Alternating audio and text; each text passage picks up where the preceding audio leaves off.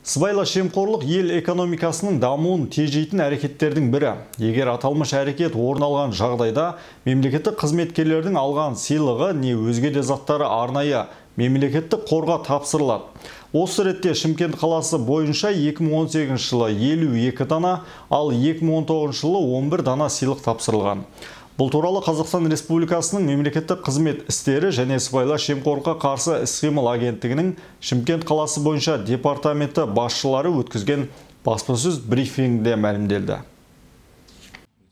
Жиында департамент басшысы Али Көмекбаев пен департаменттің 5 басқарма басшысы 5 мәселе бойынша 2018 жылдың қорытынды жұмыстары мен биылғы жылғы өзгерістерді хабарлады.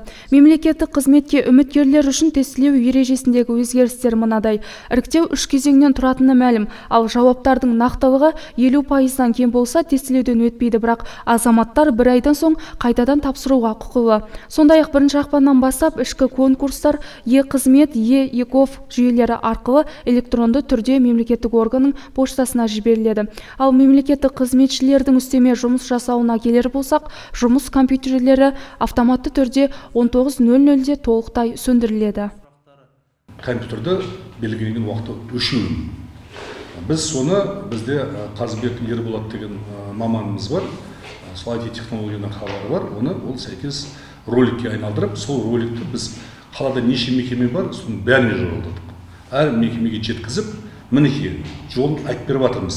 Мынау кнопканы басасыз, мынау кнопканы басасыз, сонда былай болып шығады деп, сөйте тұрып, біз сол роликті бүкіл министрліктің бүкіл қасындағы акиматтарға жолдадық. Қаны бар ғой, мекемені алатын болсақ, 10 адам жұмыс істесе, соның 3-еуі жұмыс істейді, қалада қағаз ары бері таситта жүреді дейді. Мінекей бір жағынан вакансия туындап жатыр ма? Так, мекемелер жүктелген жұмысын жасап жатыр. Екінші жағынан мінекей мазаланғандар уақытылы жұмыстан шықсын.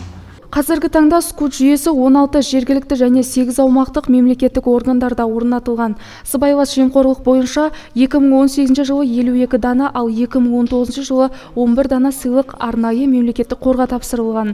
Шымкент қаласындағы мемлекеттік органдардың орналасқан алаңдарын оңтайландыру мәселесіне келер болсақ, 2018 жылдың аяғында 64 мемлекеттік мекемеде түгендеу жұмыстары жүрді. Нәтижесінде 16.055 метр квадрат бос алаңдар анықталған. Жалпы Шымкент қаласында 200-ге жуық мемлекеттік мекеме бар. Департаменттің айтар басты жаңалығы Шымкент адалдық алаңы атты кеңсенің ашылуы. Аталмыш кеңсенің мақсаты халықтың мәселесін шешуге атсалысу болып табылады. Гүлдана Бекбаева, Нұрболат Әмір, Роман Пұрымқұлов, Нар Ньюс.